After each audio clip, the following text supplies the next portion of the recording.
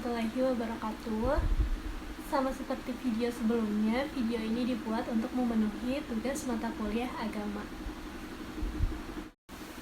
Nah, sesuai dengan namanya, TBC ini merupakan 3 sekawan kebatilan yang masih hidup di tengah masyarakat. Sama seperti TBC dalam dunia medis, TBC ini juga bisa menyerang dan menular kepada siapa saja. Pada umumnya, orang-orang yang terserang virus TBC ini adalah orang-orang yang kurang ilmunya, orang-orang yang tidak mau menambah ilmu, terkhususnya ilmu agama. Orang ini biasanya malas sehingga ia tidak mau belajar dan merasa puas, sehingga ia tidak perlu mendalami ilmu, padahal pengetahuannya sedikit tapi merasa sudah sangat cukup hebat. Jadi apa sih pengertian takhayul, bid'ah, dan khurafat itu? Takhayul secara bahasa adalah khayalan belaka. Takhayul ini adalah percaya pada hal-hal gaib yang datangnya dari ramalan atau mitos. Bid'ah secara bahasa adalah suatu perbuatan atau cara yang tidak pernah dicontohkan atau dilakukan oleh Nabi Muhammad, sahabatnya, yang seolah-olah menjadi ajaran Islam. Bid'ah secara istilah merupakan sesuatu yang diada-adakan dalam ajaran agama yang menyerupai agama dengan tujuan untuk berlebih-lebihan dalam beribadah kepada Allah. Nah, yang berikutnya yaitu adalah khurafat. Khurafat ini sama seperti animisme atau dinamisme, yaitu percaya akan benda-benda gaib yang mampu memberikan manfaat kepada manusia.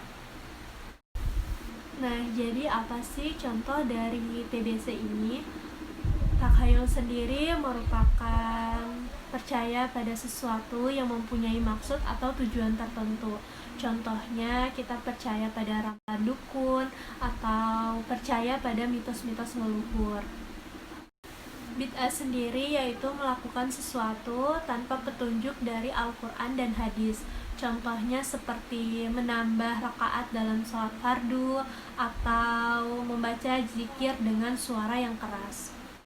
Nah, khurafat sendiri adalah percaya pada mitos-mitos yang ada, seperti memohon bantuan pada makhluk halus, percaya pada keris atau batu-batu, dan hal-hal yang berhubungan dengan kekuatan gaib. Nah, dalam kehidupan sehari-hari, pasti kita banyak menjumpai orang-orang yang terkena dengan virus ini. Contoh sederhananya, seperti kita berpikir bahwa uang dan benda adalah segala-galanya dalam hidup ini, sehingga kita banyak menghabiskan waktu untuk menumpuk harta dan benda. Padahal sesungguhnya tujuan kita dalam hidup ini bukanlah semata-mata untuk memupuk kekayaan dalam harta benda, tetapi memupuk kekayaan dalam hal keimanan. Nah, jadi bagaimana sih cara menanggulangi agar kita tidak tertular dan terhindar dari penyakit TBC ini? Hal pertama yang bisa kita lakukan adalah dengan melakukan terapi dengan cara menuntut ilmu. Dengan menuntut ilmu, kita pasti akan tahu sesuatu yang mana yang harus kita lakukan dengan sesuatu yang tidak kita lakukan. Yang berikutnya yaitu adalah berkawan dengan orang berilmu, karena pergaulan juga menentukan bagaimana sikap kita dalam kehidupan kita sehari-hari.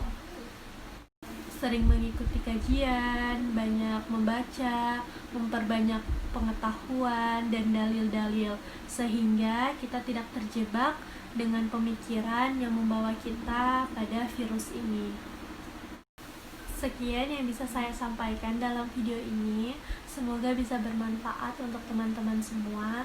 Mohon maaf atas segala kekurangan yang ada. Terima kasih.